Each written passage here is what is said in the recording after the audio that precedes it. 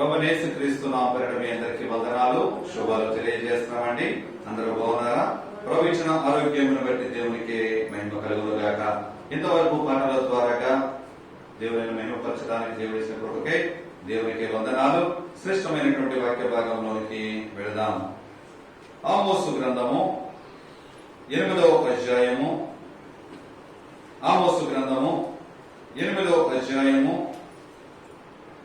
1 నుండి 3వ వచనం వరకు చదువుకుందాం. మరియు ప్రభువైన యెహోవా దర్శన రీతిగా వేసవికాలపు పండ్ల గంప ఒకటి నాకు కనపరచి ఆమోసు నీకు కనబడుచున్నదేమని నన్ను అడగగా వేసవికాలపు పండ్ల గంప నాకు కనబడుచున్నదని అప్పుడు యెహోవా నాతో సెలవిచ్చినదేమనగా నా జనులకు ఇశ్రాయేలీలకు అంతము వచ్చి ఉన్నది. నేనింకను వారిని విచారణ చేయక మానను.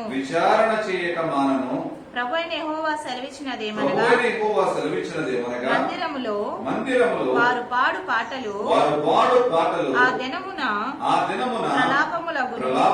శవములు లెక్కకు ఎక్కువగును. ప్రతి స్థలమందును అవి పారవేయబడును.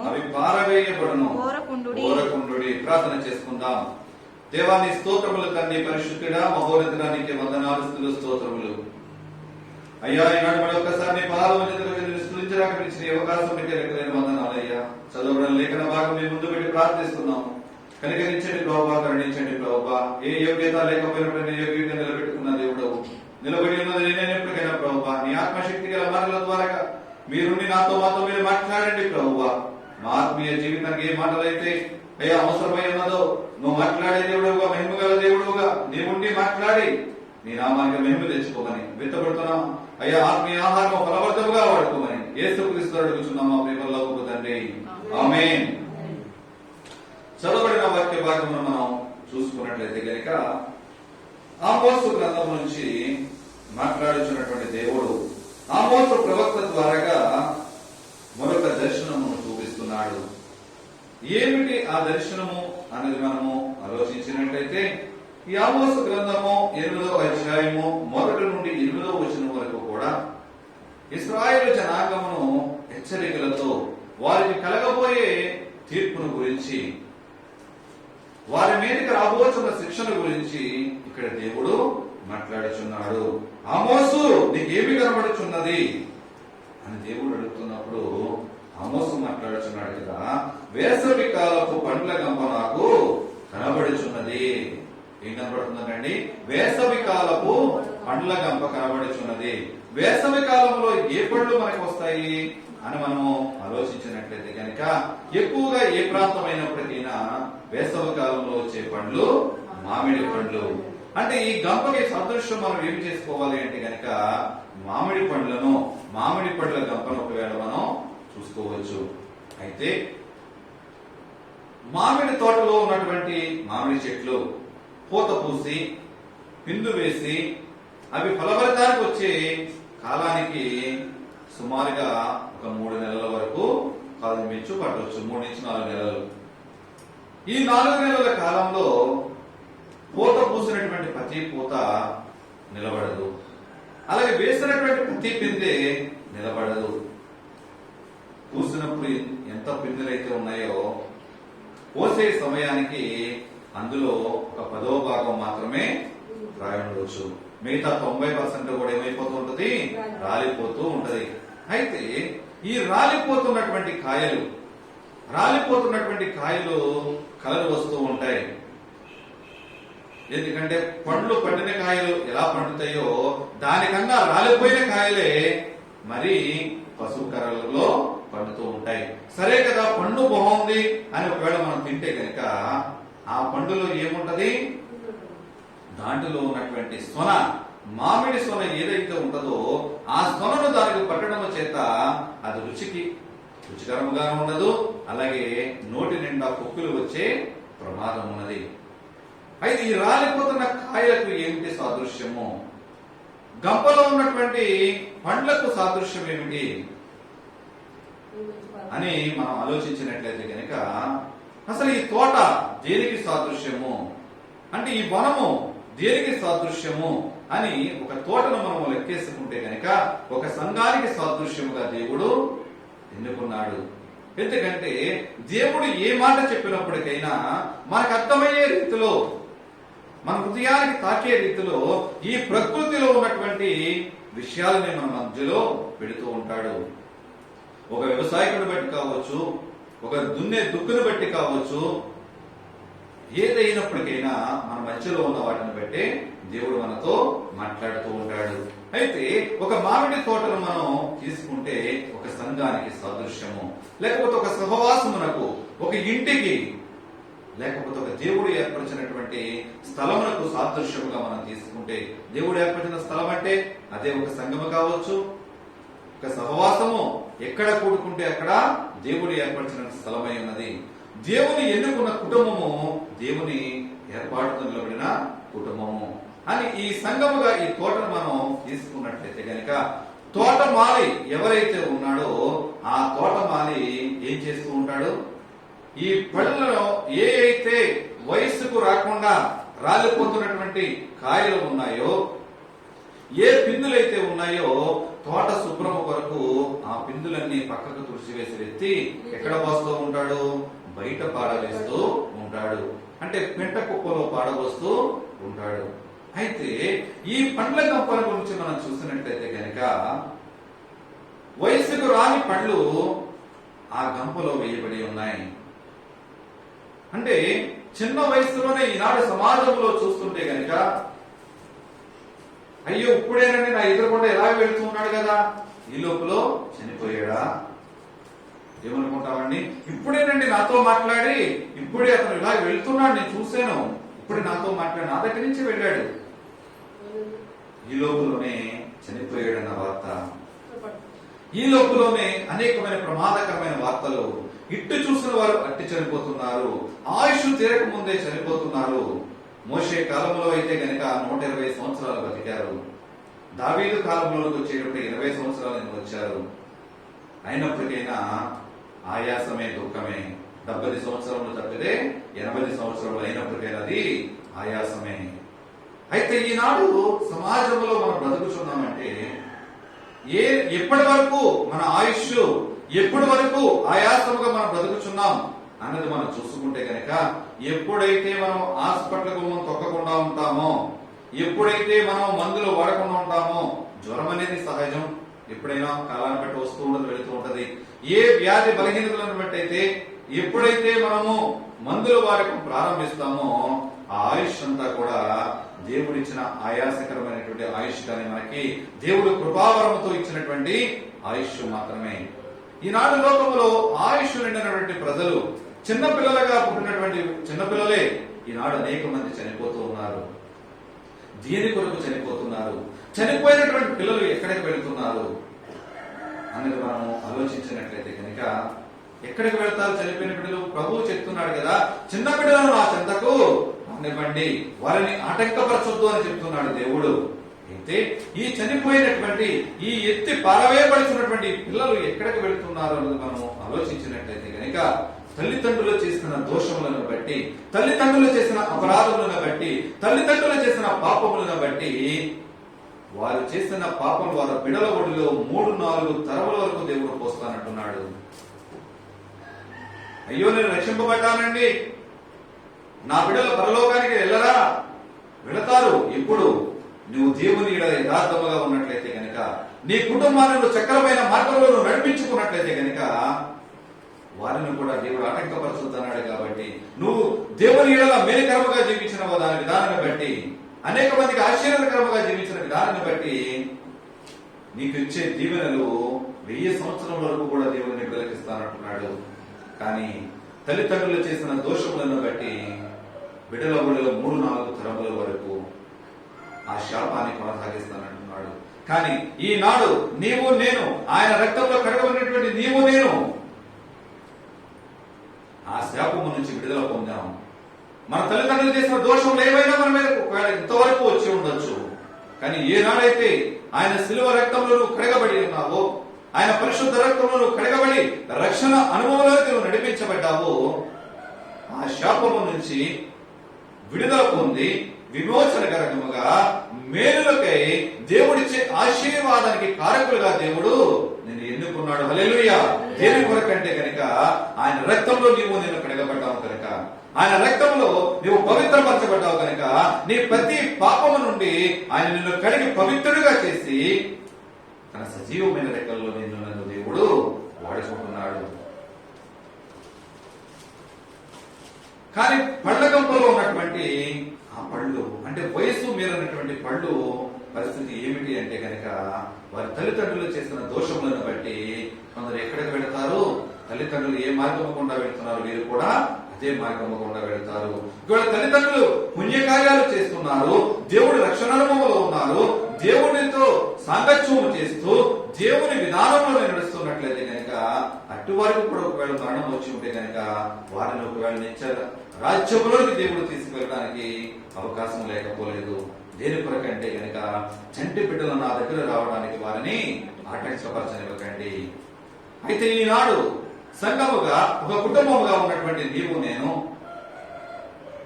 ఆయన తోటలో ఉన్నటువంటి ఒక చెట్టు వలె ఏ విధముగా మనం జీవిస్తున్నాము, ఏ విధమైనటువంటి ఫలాన్ని మనం ఇస్తున్నాము, తోటలో ఉన్నటువంటి నీ పరిస్థితి ఏమిటి? ఆయన తోటలోనే ఒక మొక్కలా నీవు ఉన్నావా? ఆయన తోటలో ఒక ఫలభరితమైన చెట్టు వలె నీవు ఉన్నావా? లేకపోతే కనుక మూడు బారిపోయిన చెట్టు వలె ఫలభరితం లేని చెట్టు వలె నీవు జీవిస్తున్నావా? ఒకవేళ దేవుని తోటలో ఉన్న చెట్టు వలె కాకుండా అపవాది చెంత చేరినటువంటి దురాత్మ శక్తులతో ఒకవేళ నువ్వు మునిగిపోయి ఉన్నావా అన్నది ఈనాడు మనము ఆలోచన చేద్దాం. మొదటిగా లూకాసు వార్త 3వ అధ్యాయము 8వ వచనాన్ని చూద్దాం. లూకాసు వార్త 3వ అధ్యాయము 8వ వచనం. మారు మనసుకు తగిన ఫలము ఫలించుడి, మారు మనసుకు తగిన ఫలము ఫలించుడి. అబ్రహాము మాకు తండ్రి అని మీలో మీరు అనుకున్న మొదలు పెట్టకొనవద్దు. దేవుడు ఈ రాళ్ల వలన అబ్రహామునకు పిల్లలను పుట్టింపగలడని మీతో చెప్పుచున్నాను. హల్లెలూయా, హల్లెలూయా. ఏ ఫలం అనేది?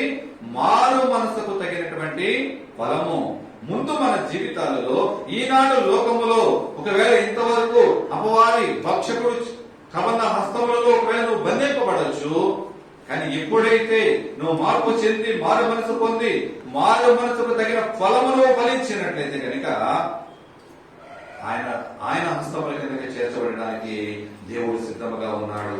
అయితే ఆ మారు మనసు నువ్వు పొందాలంటే కనుక నీవు చేయవలసిన పనులు ఏమై ఉన్నాయి? ఆ మారు మనసు నీలో కలిగింది అని గుర్తిరగాలంటే కనుక అందులో కలిగినటువంటి 3 గుర్తులను మనము చూద్దాం. లూకాసు వార్త 3వ అధ్యాయము 10-11 వచనాలు. అందుకు జనులు అలాగైతే మేమేమి చేయవలనని అతనిని అడుగగా, అతడు 2 అంగీలు గలవాడు ఏమీ లేని వారికి ఇవ్వలననియు, ఆహారము గలవాడును అలాగే చేయవలననియు వారితో చెప్పాను. హల్లెలూయా. మొదటి గుర్తు నీలో చూడాలి అంటే గనక 2 అంగీలు ఉన్నవాడు, అంగీ లేకుండా ఎవరైనా ఉంటే, కడు పేదవాడు ఎవరైనా ఉంటే 2 అంగీల్లోంచి ఒక అంగీ వారికి ఇచ్చేవారిగా ఉండాలి. అలాగే ఆహారం లేని వారికి కూడా నీలో ఉన్న ఆహారం కొంత వారికి పంచి పెట్టేవారిగా ఉండాలి. అంటే నువ్వు మార్పు చెందావు, నువ్వు మారు మనసు పొందావు అన్న దానికి మొదటి గుర్తుగా ఏంటంటే నీలో ఉన్న 2 అంగీలలో ఒక అంగీ తీసి లేని వాడికి ఇవ్వాలి. నీ సమృద్ధికరమైన ఆహారంలో నుంచి లేని వారికి, నీ కొద్ది ఆహారం ఉంటే ఆ కొద్ది ఆహారం అయినట్టే లేని వాడికి నీవు పంచిపెట్టాలి. మారు మనసుకు తగినటువంటి మొదటి గుర్తుగా ఇది మనకి సూచన కనిపిస్తుంది. నీ మారు మనసు అనే ఫలమును ఫలించడానికి 2వ గుర్తు మనం చూసినట్లయితే కనుక అదే లూకాసు వార్త 3వ అధ్యాయము 12-13 వచనాలు చదువుకుందాం. సుంకరులను బాప్తిసము పొందవచ్చి బోధకుడా మేమేమి చేయవలనని అతనిని అడగగా, అతడు మీకు నిర్ణయింపబడిన దాని కంటే ఎక్కువ తీసుకొనవద్దని వారితో చెప్పారు. హల్లెలూయా. అంటే మీకు నిర్ణయింపబడిన దానికంటే మీరు ఎక్కువ తీసుకొనవద్దు. సుంకరులు అక్కడ అడుగుతున్నారు, బాప్తిసం పొందడానికి వచ్చారు. అయితే ప్రభువా మేము చేయవలసినది ఏమని అని అడగగా, అంటే మేము బాప్తిసం పొందడానికి వచ్చాం, మేము మారు మనసు పొందడానికి వచ్చాం, మేము ఏం చేయాలి, మేము చేయవలసిన కార్యం ఏమిటి? సుంకరులు అంటే పన్ను కట్టించుకునేవారు, లేకపోతే గవర్నమెంట్ అధికారులుగా ఉన్నటువంటి ప్రజలు, లేకపోతే ఒక ఉన్నతమైన స్థితిలో ఉన్నటువంటి ప్రజల గురించి దేవుడు మాట్లాడుతూ, మీకు నిర్ణయించిన దానికంటే ఎక్కువగా మీరేమీ కూడా తీసుకునకూడదు, లంచము పుచ్చుకునకూడదు. దేవుడు మీకు ఇచ్చిన ఆయుష్ను బట్టి, మీ కుటుంబానికి కావలసిన అవసరాన్ని బట్టి నీకు ఒక ఉద్యోగం దేవుడు ఇచ్చాడంటే దానికి మించి నువ్వు లంచముల ద్వారా నువ్వు విపరీతమైన సంపాదన ఆశపడవలసిన అవసరం నీకు ఉండకూడదు. అటువంటి లంచం పుచ్చుకునే దానిగా ఉండకుండా నీకు కావలసిన దాని మట్టికే నీవు చెయ్యాలి, నీకు నిర్ణయించిన ధరకు మాత్రమే నీవు పని చెయ్యాలి అని ఒక మారు మనసుకు గుర్తుగా అక్కడ మాట్లాడుచున్నాడు. మూడవ గుర్తు చూద్దాం. మారు మనసుకు తగిన ఫలముల గురించి మూడవ గుర్తు మనం చూసినట్లయితే కనుక అదే లోకాసు వార్త 3:14 సైనికులను మేమేమి చేయవలనని అతనిని అడిగిరి. అందుకు అతడు, ఎవరిని బాధ పెట్టకయు ఎవని మీదను అపనింద వేయకయు మీ జీతములతో తృప్తి పొంది యుండుడని వారితో చెప్పాను. హల్లెలూయా. ఇక్కడ సైనికులు అడుగుతున్నారు, ప్రభువా నీ రక్షణలోకి వస్తున్నాం కదా, మేము సరైన మార్గంలో నడవాలంటే, మారు మనసుకు తగినటువంటి ఫలం మేము ఫలించాలంటే మేము ఏం చేయాలి ప్రభువా అని సైనికులు అడుగుతుంటే ఆయన మాట్లాడుచున్నాడు కదా, ఎవరిని కూడా మీరు బాధ పెట్టకండి, ఎవరిని మీరు బాధ పెట్టకండి, ఎవరి మీద మీరు అపనిందలు వేయకండి. ఎందుకంటే విన్నావా, విన్న దానిని ఏమిటన్నది సరి చూసుకో, అంతే తప్ప ఎవరు పక్కోళ్ళు చెప్పారు కదా అని చెప్పి ఎదరు వాళ్ళ మీద మనము నిందలు వేసే వారిగా ఉండకూడదు, ఎదరు వాళ్ళ మీద మనం సనుగుకునే వారిగా మన జీవితాలు ఉండకూడదు. అలాగే మీకు ఇచ్చిన జీతములతో మీరు తృప్తి చెందండి. మీకు ఎంత ఉంటే అంతే. మీకు 10,000 జీతం వచ్చింది, ఆ 10,000తోనే కుటుంబాన్ని పోషించుకోవాలి తప్ప నెలకు 10,000 వస్తుంటే 30,000 సరిపడగా ఖర్చులు పెడితే మిగతా 20,000 ఖర్చులు ఎక్కడి నుంచి వచ్చినాయి అని పక్క వాళ్ళు అడిగారంటే ఏం చెప్తావు? ఆనాడు సిగ్గుతో తలదించుకోవా? సిగ్గుతో తలదించుకునే పరిస్థితి. కనుక మారు మనసుకు తగినటువంటి ఫలము నీలో ఫలించాలంటే నీకున్న దాంట్లో నీవు తృప్తి పొందు. నీ ఎదట వారిని ఎవరిని కూడా నీవు బాధ పెట్టొద్దు, ఎవరి మీద నువ్వు అన్యాయంగా నువ్వు మాట్లాడొద్దు, ఎవరి మీద నువ్వు అపనిందలు వేయొద్దు. మొదటి గుర్తు, నువ్వు మారు మనసు అనే ఫలం ఫలించాలంటే నీకు 2 అంగీలుంటే ఒక అంగి లేని వాడికి ఇచ్చేవారిగా ఉండాలి, ఆహారం అదే పరిస్థితిలో పెట్టాలి. రెండోదిగా నువ్వు లంచము తీసుకునే వారిగా నీవు ఉండకూడదు. మూడోదిగా ఎదటి వారి మీద అపనిందలు వేయకూడదు, ఎదటి వారిని బాధ పెట్టకూడదు. నీకున్న దానితోనే నీవు తృప్తి పొందాలి. ఎప్పుడైతే ఈ మారు మనసు అనే ఫలమును ఫలిస్తూ ఉన్నావో, ఈ మారు మనసు అనే ఫలము ద్వారా గతంలో నీ దగ్గరకు వచ్చిన వాడు ఈసారి మళ్ళీ ఒక్కసారి నీ దగ్గరికి వస్తే నీలో ఉన్న మార్పును చూసి ఆశ్చర్యానికి గురి కావాలి. నీలో ఉన్న మార్పును బట్టి పక్కన వారిని అడిగినప్పుడు అతని గురించి, నీ గురించి అతను సాక్ష్యం చెప్పాలి. నా అధికారిలో మార్పు వచ్చిందండి, నా అధికారి ఇప్పుడు ప్రభువు బిడ్డ, నా అధికారి మారు మనసు పొందాడు, ఎవరి దగ్గర ఎటువంటి లంచములు తీసుకోవట్లేదు, ఏ కుటుంబమును నా అధికారి బాధ పెట్టట్లేదు. ఉందా అటువంటి సాక్ష్యం నీలో నాలో అటువంటి సాక్ష్యం కలిగి ఉన్నట్లయితే కనుక మారు మనసుకు మాదిరీకరముగా, మారు మనసు అనే ఫలము నీవు నేను ఫలించిన వారిగా ఉంటావు. ఆయన తోటలో ఉన్నటువంటి ఒక చెట్టు వలె ఉన్నటువంటి నీవు నేను మారు మనసు అనే ఫలం ఫలించే వారిగా మన జీవితాల్లో ఉండాలి. రెండవదిగా మనం చూసినట్లయితే కనుక గలతీయులకు రాసినటువంటి పత్రిక 5:22 గలతీయులకు పత్రిక 5:22 అయితే ఆత్మఫలమేమనగా ప్రేమ, సంతోషము, సమాధానము, దీర్ఘశాంతము, దయాళత్వము, మంచితనము, విశ్వాసము, సాత్వికము, ఆశా నిగ్రహం. హల్లెలూయా. ఏంటండి ఆత్మఫలమేమనగా? ఆత్మఫలము, ఆత్మల సంపాదన కొరకైనటువంటి ఫలము నీవు ఫలించినట్లయితే కనుక, నీవు ఫలించాలి అంటే కనుక ఇక్కడ 9 రకాలైన గుణాలు మనలో ఉండాలి. ఒకవేళ మనం ఏదైనా ఒక నారింజ కాయని కానీ ఏదైనా ఒక కాయని మనం తీసుకుంటే తొనలో ఉన్న కాయని 9 తొనలు నీలో ఉండాలి. అంటే 9 గుణలక్షణాలు నీలో ఉండాలి. ఏంటంటే ప్రేమ, సంతోషము, సమాధానము, దీర్ఘశాంతము, దయాళత్వము, మంచితనము, విశ్వాసము, సాత్వికము, ఆశానిగ్రహము. ఎప్పుడైతే ఈ 9 గుణాలు, ఈ 9 తొనలు నీ యొక్క ఫలములో, నీ ఆత్మ అనే ఫలములో, నీ హృదయములో, నీ హృదయ వాంఛలను బట్టి గాని, నీ హృదయ తలాంపులను బట్టి గాని చెడ్డ కార్యముల వైపు నువ్వు వెళ్లకుండా ఎప్పుడైతే ఈ ఆత్మ ఫలం అనేటువంటి ఈ 9 మంచి గుణాలు నీలో ఉన్నట్లయితే కనుక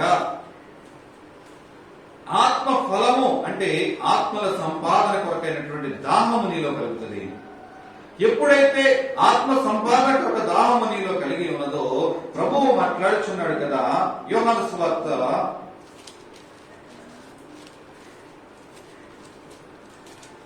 సువార్తలోను మత్తయి సువార్తలోను కూడా మాట్లాడుతూ ఉంటాడు. మీరు సర్వలోకమునకు వెళ్లి సర్వ సృష్టికి నా సువార్తను ప్రకటించండి. ఎక్కడికంటే సర్వలోకమునకును. ఒక లోకానికి దేవుడు చెప్పట్లేదు, ఒక ప్రాంతంలో దేవుడు చెప్పట్లేదు. సర్వలోకమునకు వెళ్లి సర్వ సృష్టికి ప్రకటించమంటున్నాడు. సర్వ సృష్టిలో ఉన్నటువంటి వారు నా శిష్యుడిగా చేర్చమంటున్నాడు దేవుడు. ఎందుకంటే సువార్త ప్రకటించకపోతే ఎవరు కూడా శిష్యులుగా జాయిన్ అవ్వలేదు. ఆయన వాక్యాన్ని ప్రకటించాలి, దేవుని కూర్చున్నటువంటి రక్షణ కూర్చున్న సువార్తను ప్రకటించాలి. ఎప్పుడైతే నువ్వు ప్రకటించాలన్న ఆశ నీలో రావాలంటే మొదటిగా ఈ ఆత్మఫలం అనేటువంటి 9 గుణాలు మనలో జీవించాలి. అపోస్తలుల కార్యముల గ్రంథము 2వ అధ్యాయంలో మనం చూసినట్లయితే కనుక యేసు ప్రభు యొక్క శిష్యులు ప్రభు ఆరోహణమైన తర్వాత ప్రభువు కొరకు ఎదురు చూస్తున్నప్పుడు యెరూషలేములో ప్రభు ఆత్మ వారిపై కుమ్మరింపబడినప్పుడు విస్తారమైనటువంటి అన్య భాషల ద్వారా అక్కడ మాట్లాడుతూ ఉంటారు. మాట్లాడుతున్నటువంటి ప్రజలు ఎక్కడి నుంచి వచ్చారు, ఏ ప్రాంతంలో వారు అంటే కనుక అక్కడ సుమారుగా 16 రాజ్యాల యొక్క ప్రజలు, అంటే యెరూషలేము కాకుండా 16 రాజ్యాల నుంచి వచ్చినటువంటి ప్రజలు అక్కడ ప్రవచనాత్మకమైన మాటలతో అన్య భాషలతో వారు మాట్లాడుతూ ఉంటారు. 2వ అధ్యాయంలో మనం చూసుకున్నట్లయితే కనుక 9, 10, 11 వచనాల్లో చూస్తే కనుక ఆ 16 రాజ్యాలను అక్కడ రాయబడి ఉంటాయి. 16 రాజ్యాలు అలాగే యెరూషలేముతో కలిపి 17 రాజ్యాలు. ఆనాడు ఈ 17 రాజ్యాల్లోనూ కూడా దేవుని సువార్తను ప్రకటించమన్నాడు. ఈ 17 రాజ్యాల్లోనూ దేవుడి సువార్త ప్రకటించాలి, ఆత్మలను దేవునిలోనికి నడిపించాలి అంటే కనుక ఆ ఆత్మ నడిపింపుకు నీకు ఏం కావాలి అంటే కనుక ఈ ఆత్మ ఫలం నీకు ఫలించాలి. ఆత్మఫలంలో ఉన్నటువంటి 9 గుణాలు నీలో ఉండాలి. ఎప్పుడైతే నీ ఆత్మఫలంలో ఉన్నటువంటి 9 గుణాలను నీవు ఉపయోగించి ఇక్కడ నిర్మించబడినటువంటి 17 రాజ్యాల్లో కూడా దేవుని సువార్తను నువ్వు ప్రకటిస్తావో ఆ ఆత్మకు సాదృశ్యమైనటువంటి చేపలు పడటానికి దేవుడు నీకు అవకాశం ఇస్తాడు. హల్లెలూయా. ఎందుకంటే సర్వలోకమునకు అంటే ఆనాడు ఉన్నటువంటి రాజ్యాలు 17 రాజ్యాలు, ఆ 17 రాజ్యాల సర్వలోకానికి వెళ్లి దేవుడు సువార్తను ప్రకటించమన్నాడు. సర్వలోకంలో ఉన్నటువంటి జనులందరినీ కూడా నాకు శిష్యులుగా చేయమన్నాడు. ఇప్పుడు యోహాను సువార్తలోకి వద్దాం. ఎలా ప్రకటించారు, వారు ప్రకటించవలసిన కన్నా ముందు ఏ విధంగా వారు వెళ్ళారు అనేది మనము ఆలోచించినట్లయితే కనుక యోహాను సువార్త 21వ అధ్యాయంలో 11వ వచనాన్ని చూద్దాం. సీమోను పేతురు దోణి ఎక్కి వలను దరికి లాగెను. అది 153 గొప్ప చేపలతో నిండి ఉండెను. చేపలు అంత విస్తారముగా పడినను వల పిగలలేదు. యేసు రండి భోజనము చేయుడని వారితో అనెను. ఆయన ప్రభు అని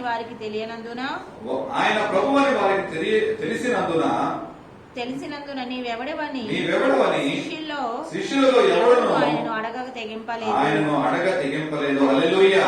ఎన్ని చేపలు పడ్డాయంటే 153 చేపలు పడినాయి. అంటే గలిలయ సముద్రంలో వాళ్ళు ప్రయాణిస్తూ ఉంటే యేసు ప్రభు ఆరోహణమై వెళ్ళిపోయాడు. అయితే మనకి దిక్కు లేదు, ఏమైపోయింది, యేసు ప్రభు చనిపోయాడు, ఎక్కడ ఉన్నాడో తెలియదు, మన పరిస్థితి ఏమిటి అంటే కనుక మళ్ళీ సముద్రంలోకి వెళ్ళిపోయారు. పేతురు వెళ్ళిపోతుంటే పేతురుతో తక్కిన శిష్యులు కూడా కొంతమంది వెళ్ళిపోయినప్పుడు రాత్రంతా కష్టపడ్డారు.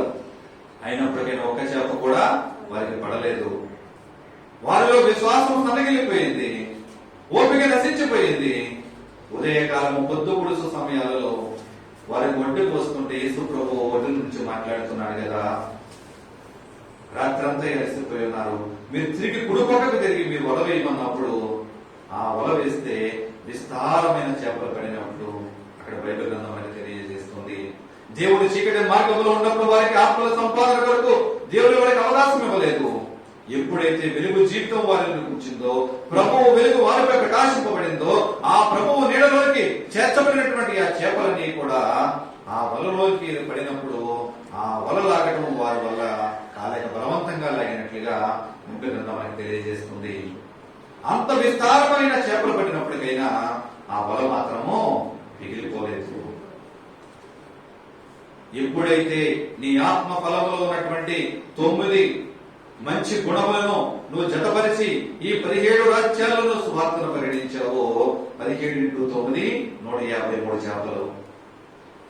విన్నట్టండి, 17x9 153 చేపలు. ఈ 153 ఆత్మలకు సాదృశ్యముగా ఈ చేపలు. అయితే ఆ వల వేసినటువంటి వల నీ ప్రార్థనా జీవితానికి సాదృశ్యంగా మనకి కనిపిస్తుంది. ఎప్పుడైతే ప్రార్థనా జీవితంలో నువ్వు గడుపుతూ ప్రార్థనా పూర్వకంగా దేవునిలో కనిపెడుతూ ఈ ఆత్మ ఫలమైనటువంటి ఈ 9 మంచి గుణాలు నీవు కలిగి ఉన్నట్లయితే కనుక విస్తారమైన చేపలు పడటానికి, విస్తారమైన ఆత్మల సంపాదన నీకు స్వాధీనపరచడానికి, నీ స్వాధీనంలో దేవుడు అంగీకరించడానికి ఆయన ఇష్టపడుతున్నాడు. నా ప్రియ సహోదరి సహోదరుడిగా, ఈనాడు ఆత్మఫలం అనేటువంటి ఈ 9 గుణాలు నీలో నాలో ఉన్నాయా? ఈ ఆత్మఫలం అనేటువంటి గుణాలు కనుక ఇంతవరకు ఒకవేళ లేకపోతే గనక ఇప్పుడైనా అలవర్చుకుంటే గనక సర్వలోకమునకు, సర్వ సృష్టిలో ఉన్నటువంటి జనాంగమును ఆయన శిష్యులుగా తయారు చేయడానికి, సర్వ సృష్టిలో ఉన్నటువంటి ప్రజలకు స్వార్థ ప్రకటిస్తూ ఆయనలోకి నడిపించడానికి నిన్నే ఒక బలమైన సాధనముగా ఈ మధ్యాహ్న కాలం దేవుడు వాడుకుంటాడు. హల్లెలూయా! ఎందుకంటే ఈనాడే దేవుడు సిద్ధముగా ఉన్నాడు నిన్ను నన్ను వాడుకోవడానికి. పెట్ట కుప్పలోంచి లేవనెత్తినటువంటి దేవుడు ఆనాడు అనేక మంది బిడ్డలను దేవుడు వాడుకున్నాడు. ఆమోసుతో కూడా దేవుడు అదే మాట్లాడుచున్నాడు. ఆమోసుని ఏమి కనబడుచున్నది? వేసవి కాలపు పండ్ల కంప నాకు కనబడుచున్నది ప్రభువా. ఆమోసు ఒక ప్రవక్త కాదు, ఒక గొర్రెలు కాసుకునే గొర్రెలే కాపరి, ఒక మేటి పండ్లు ఏరుకుని అమ్ముకునేవాడు. అయితే గొర్రెలే కాపరిగా ఉన్నటువంటి ఆమోసును పిలిచినటువంటి దేవుడు నీవు ఇశ్రాయేలు ప్రజల మీద కూర్చున్నటువంటి ఉగ్రతను గుర్తి, వారికి వస్తున్నటువంటి తీర్పును బట్టి నీకు దర్శన రూపంలో నేను జీవిస్తున్నాను వీళ్ళు వారికి ప్రకటించు. ఈనాడు అదే దర్శనం నీకు కూడా జీవిస్తాడు దేవుడు. ఆత్మఫలం నువ్వు పొందుకుని ఉంటే గనక, ఆత్మఫలం ద్వారా దేవుడు వాడబడితే గనక నీకు నాకు కూడా అదే దర్శనం ద్వారా దేవుడు మాట్లాడతాడు. ఎందుకు అదే దర్శనం ద్వారా నీతో నాతో మాట్లాడతాడు అంటే గనక వారి కొరకు నువ్వు ప్రార్థించేవాడిగా ఉండాలని, ఆ ఉగ్రత ద్వారా తప్పించబడాలంటే గనక వారి కొరకు నేను ప్రార్థించేవారిగా ఉండాలి. ఆ ఉగ్రత నుంచి ఏ బిడలైతే నశించిపోతున్నారో, ఏ జనులైతే నశించిపోతున్నారో ఆ నశించిపోతున్న ఆత్మలను వెతికి రక్షించడానికి మనిషి కుమారుడిగా ఈ లోకానికి వచ్చినటువంటి దేవునికి ప్రతినిధిగా నిన్ను నన్ను నిలబెడుతున్నాడు. నీకు నాకు దర్శనం చూపిస్తున్నాడు. దేని కొరకంటే వారి కొరకు నువ్వు ప్రార్థించాలి, వారిని హెచ్చరించే వారిగా నేను ఉండాలని చెప్పి దేవుని ఉద్దేశమై ఉన్నది. మరొక ఫలం గురించి మనం చూద్దాం. ఫిలిప్పీలు రాసినటువంటి మొదటి పత్రిక, ఫిలిప్పీలు పత్రిక 1వ అధ్యాయము, ఫిలిప్పీ పత్రిక 1వ అధ్యాయము 10వ వచనాన్ని చదువుకుందాం.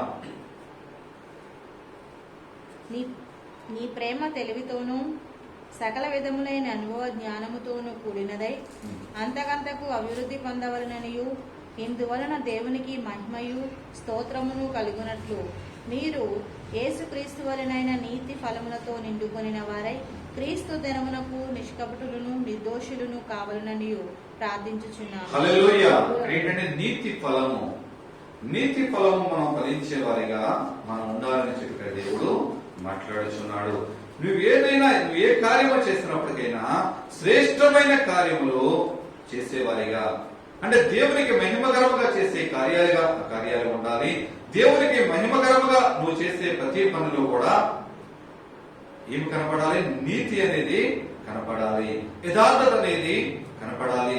నువ్వు చేసే పనిలో అన్యాయం అనేది ఉండకూడదు. నీతి అనేది నీలో ఎప్పుడు ఉంటది అంటే కనుక మారు మనసు అనే ఫలము నువ్వు ఫలించినప్పుడు,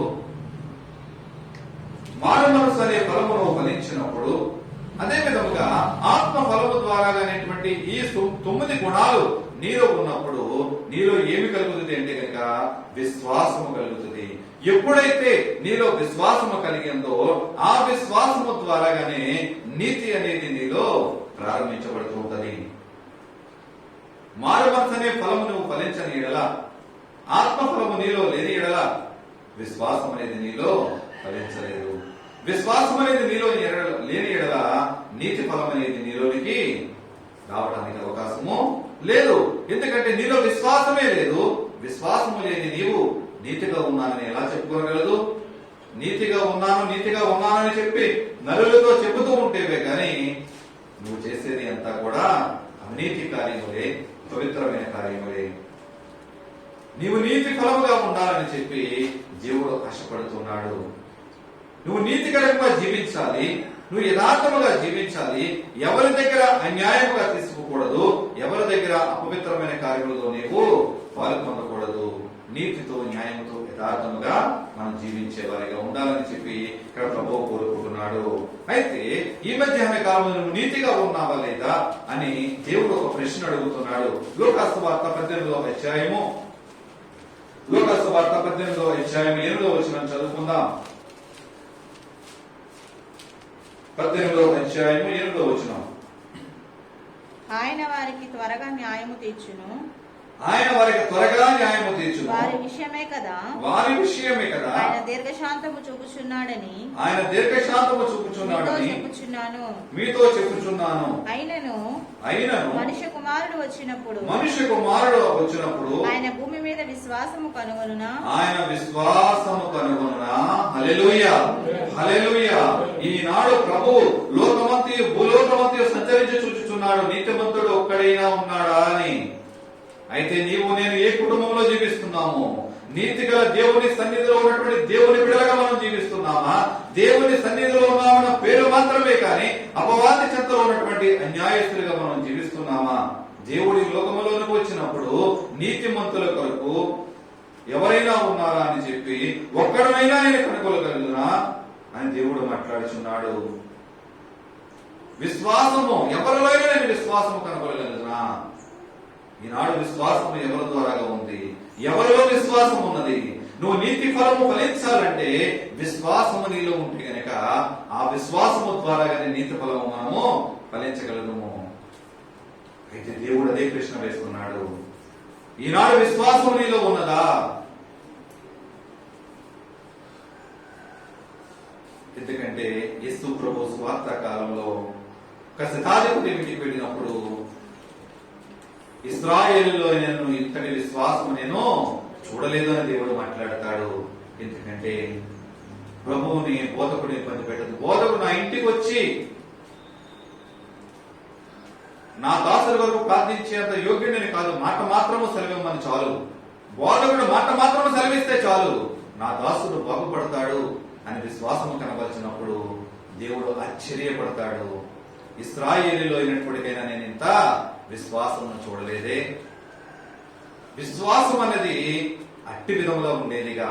దేవుడు భూలోకమంతే సంచరించి చూసినప్పుడు ఒక విశ్వాసం నేను కనుగొనగలదునా అని దేవుడు ప్రశ్న వేస్తున్నాడు. ఈ మధ్యాహ్న కాలం నిన్ను నన్ను అడుగుతున్నాడు, నీలో నాలో విశ్వాసం ఉన్నదా? నీలో నాలో సంపూర్ణమైన విశ్వాసము గలవారిగా, సంపూర్ణమైన విశ్వాసముతో నీవు నేను నింపబడినట్లయితే కనుక నీతి ఫలం అనేది మనలో ఫలిస్తూ ఉంటది. అయ్యో నాకు నీతి ఫలం కావాలి మనం అడగడం కాదు, మన క్రియల ద్వారాగా, మన నడవడిక ద్వారాగా, మన ప్రవర్తన ద్వారాగా ఎప్పుడైతే విశ్వాస జీవితంలో ఒక బలమైన సాధనముగా, ఒక బలమైన ఆయుధముగా నీవు నేను నిలబడతామో దాని అంతర ఫలము అదే ఫలిస్తూ ఉంటది. ఒక చెట్టు దగ్గర కూర్చొని భజన చేసుకుంటూ చెట్టును కాయాలి కాయాలి కాయాలి కాయాలని చెప్పి మనం తప్పట్లు కొట్టుకుంటూ కూర్చున్నాము, కాస్తదా? కాయదు. దానికి కావలసినటువంటి సదుపాయం దానికి చెయ్యాలి, దానికి కావలసినటువంటి ఎరువులు దానికి వేయాలి. తన కాలమందు ఏ కాలమైతే ఫలిస్తానికి అవకాశం ఉంటుందో ఆ కాలంలో మనం ఎదురు చూడాలి. అది పూత పూసు పిందులు వేసినప్పుడు అది రాలకుండా మందులు కొట్టాలి, ఫెస్టిలైజర్స్ వేయాలి. దానికి కావలసినటువంటి సదుపాయాలన్నీ కూడా మనం చేస్తే అది ఫలిస్తుంది. అంతే తప్ప చెట్టు ముందు కూర్చొని నువ్వు కాస్తావా లేదా, నీ కాయ నేను ఇప్పుడుప్పుడే నువ్వు కాయాలి నేను తినాలి, నువ్వు కాయాలి నేను తినాలని అది కాయలు మనం తినం, అది కాయలు మనం తినం. మన జీవితాలు కూడా దేవుడు నీ నా జీవితం గురించి అదే ఆశిస్తున్నాడు. నువ్వు ఒక నీతి ఫలం ఫలించాలని, నువ్వు ఒక ఆత్మ ఫలం ఫలించాలని, నువ్వు మారు మనసు అనే ఫలం ఫలించాలని దేవుడు నిన్నించో మంచి మాధుర్యమైన ఫలం కోరుకుంటున్నాడు. ఆయన వరములో ఉన్నటువంటి ఒక చెట్టుగా నువ్వు ఎలా జీవిస్తున్నావు? ఆయన వరంలో ఉన్నటువంటి ఒక ఫలవృక్షముగా నీవు నేను ఎలా జీవిస్తున్నాము? ఆయన కొరకు ఒక మాధురీకరమైన ఫలాన్ని ఇచ్చే వారిగా ఉంటున్నామా? ఆయన కొరకు అనేక మందికి మాధురీకరముగా ఒక మారు మనసు అనే ఫలము, ఒక ఆత్మ ఫలము, ఆత్మల సంపాదన కొరకైనటువంటి భారము నీలో నాలో ఉన్నదా? నీతి ఫలము మనం ఫలించగలుగుతున్నామా? మనము ఆలోచించుకోగలగాలి. యోహాను సువార్త 5వ అధ్యాయము 39వ వచనాన్ని చూసుకుందాం. 5వ అధ్యాయము 39వ వచనం.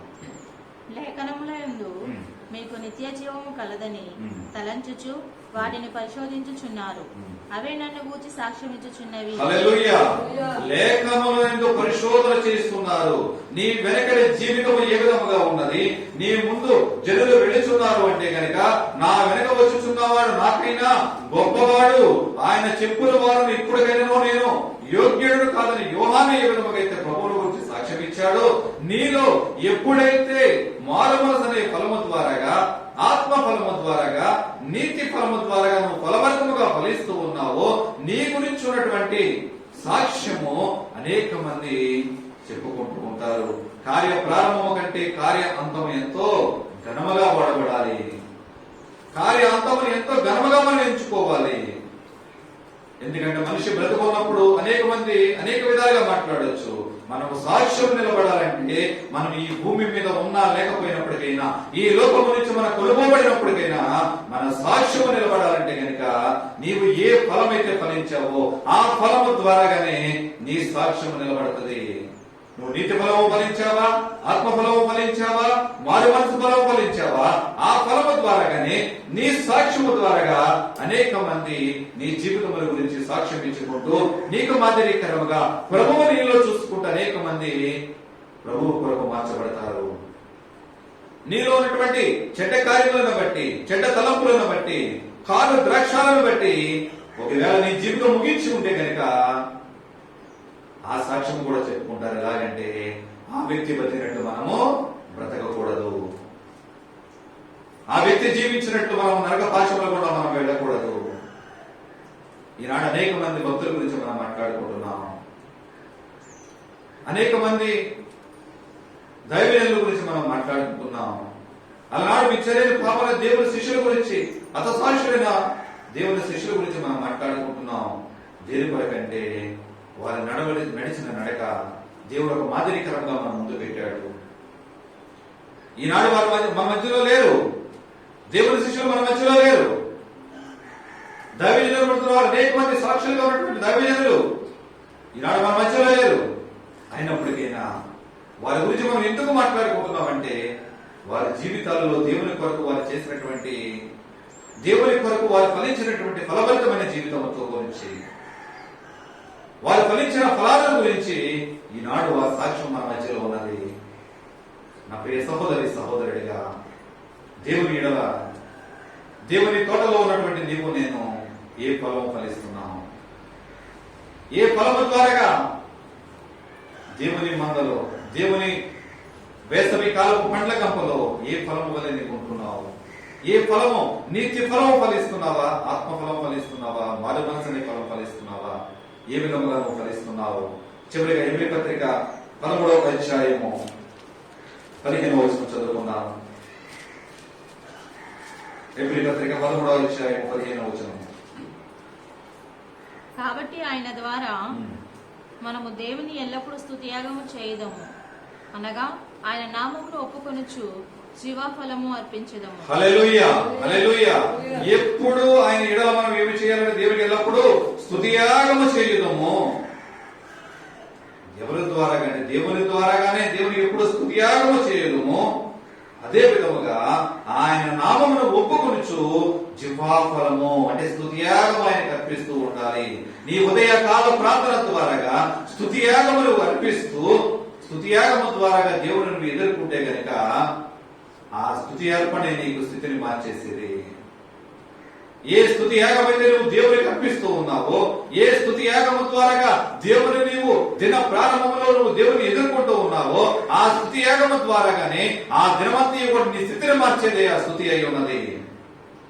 ఏ ప్రార్థన ద్వారా అయితే నువ్వు దేవునికి కృతజ్ఞతాస్తుతులు చెల్లిస్తూ దేవునికి విజ్ఞాపన చేస్తూ దేవుని నువ్వు మాట్లాడుతున్నావో, ఆ ప్రార్థన మాటలే నీ పరిస్థితిని మార్చేది.